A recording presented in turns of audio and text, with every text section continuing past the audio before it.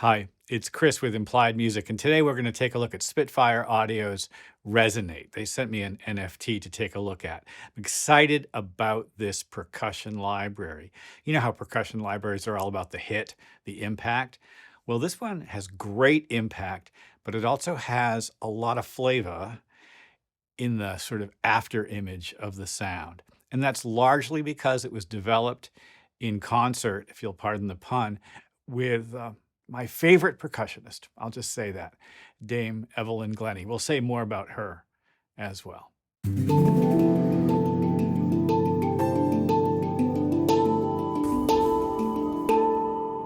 Well, Resonate is on sale right now. You can see $179 and visit the page for some detailed specs and things like that. Lucy Treacher's done a great 20-minute deep dive into some specifics, and there's some interesting specifics about the library. But as I said, I'm very excited about this library because it was developed by Dame Evelyn Glennie, renowned percussionist, a Scottish percussionist whose her interaction with sound and with performing grows up out of a unique lived experience that she has. She describes herself as profoundly deaf, though she hears with all of her body. I actually want to play a little bit of her talking about that. I'm often asked how I physically feel sound. Now, obviously, it's quite a different experience when you're practically on top of the instruments, where you're the producer of the sound as opposed to being the listener or a member of the audience. But nevertheless, we can all physically feel sound. We just have to pay attention. And the idea is opening up your body like a resonating chamber. So when I strike this big bass drum, you can actually see the head vibrate. Well, you can imagine she's a hero of mine because for me, it's really all about the sound. I care about melody and harmony and rhythm, but for me, it's about deep listening and what it means to listen. And this library goes directly at that question. Let's take a look at how it's structured and some of the sounds. First of all, it's worth talking a little bit about what's going on. The actual sound sources have been placed over resonating bodies. And take a look at these patches. The resonating bodies include barrel, and I'm going to scroll down a little bit, tympani, the big kettle drum, orchestral kettle drum, water tank, which is wonderful because it's not just the tank itself, it's also sometimes dipping things into the water as you play it. And then the thunder sheet, which is a giant, thin sheet of metal that has remarkable resonant properties. It's terrific. Now, the instrument also has a couple of modes. Up here we see it's in standard mode.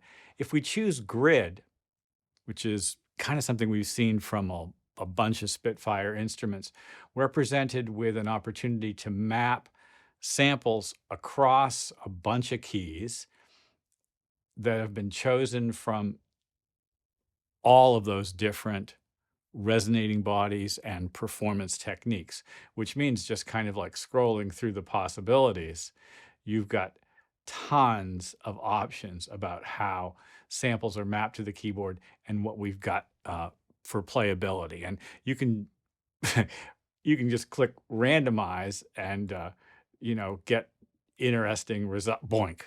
Crazy results right away. You've got volume and panning for each key and each sample as well. Very nice. But let's listen to some of the sounds. Let's play some sounds on the barrel kit. We've got an expression slider, and it has impact on the volume. Right now, I have it set so that there are 6 round robins.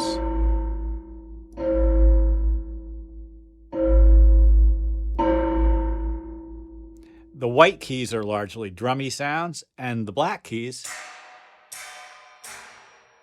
much more delicate metallic hits. Within our barrel ensemble, we've got another kit, the metal kit.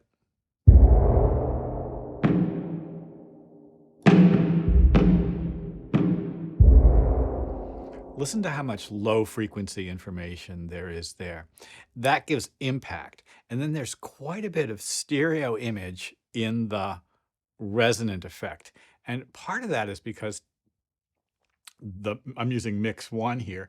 The close, mid, tree, and ambient microphones all contribute a sort of a different perspective to the recording. We also, of course, while we're here, have an effects tab, and it's worth looking at the big knob. There's always a big knob in the Spitfire interface, and some things will work and some things won't. For instance, you can't control the release of this instrument, nor really most of them. Just looking at them for me, I always want to control the release of a percussion sample, but afraid not, sorry. Reverb, they always work the same way. You choose the compression and then play around with it. Let's talk a little bit about reverb. We've got some remarkable convolution reverbs for ourselves as well. And you'll just have to try them to see how they work, because there's a bunch of Scottish names, but the reverbs sound beautiful.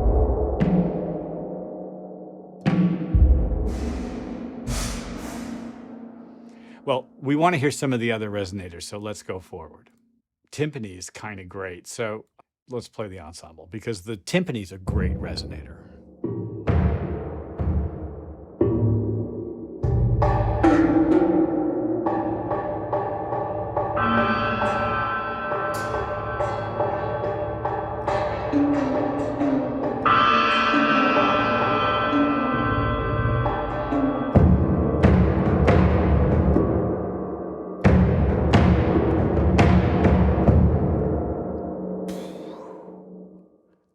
Check out this water tank ensemble.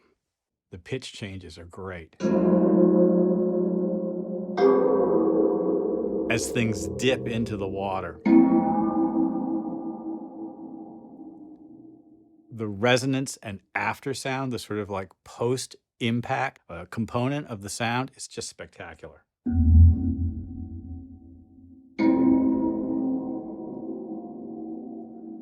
It requires some deep listening, but I hear it in such interesting ways. I have a sub in here, and I'm using the big system here because I really want to appreciate it. It's probably completely distorting my mic, but I really want to appreciate it. It's so beautiful.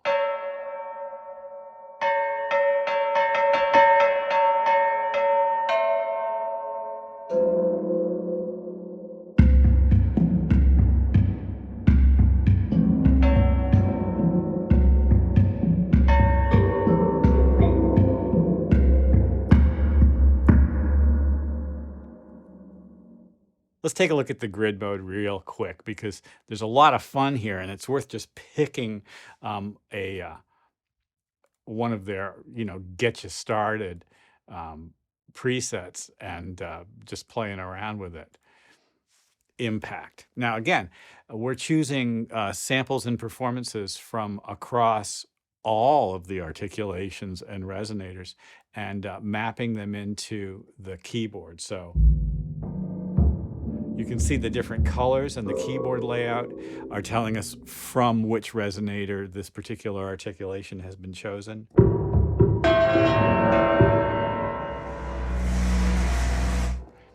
Listen, there's a couple of performance articulations that aren't just hits, and I think it's probably worth going back to the standard mode to take a look at that, because there's a technique that modern percussionists use where a super ball on a stick is used on the resonating body in order to get a sustained effect. So check out this super ball on Thunder Sheet.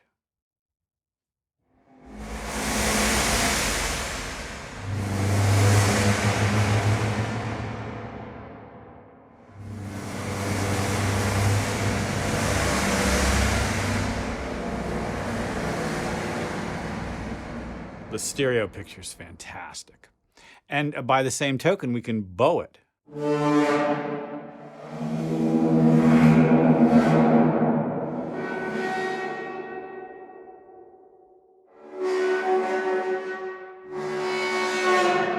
Gorgeous and really strange and beautiful.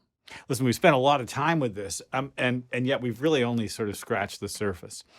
I'm especially interested in this because I have a direct use for it. There are going to be lots of people who don't have an immediate direct use for this kind of sound, and this isn't for you, probably, right? It's kind of a niche thing. And at $179 right now, probably going up to $249, sometime in the next month or two or month, because this is brand new now. It would be something you'd have to think about before you'd invest in. I'm pretty sure about that. That said, there is something very special about having access to Dame Evelyn Glennie's performances, these beautifully recorded sounds in an interface that's easy to use and navigate. I can see doing a whole theater score with just this instrument. Well, I hope this has been useful. Like and subscribe. Ding the bell. Of course, you'll be notified when I do my videos. I'll see you next time.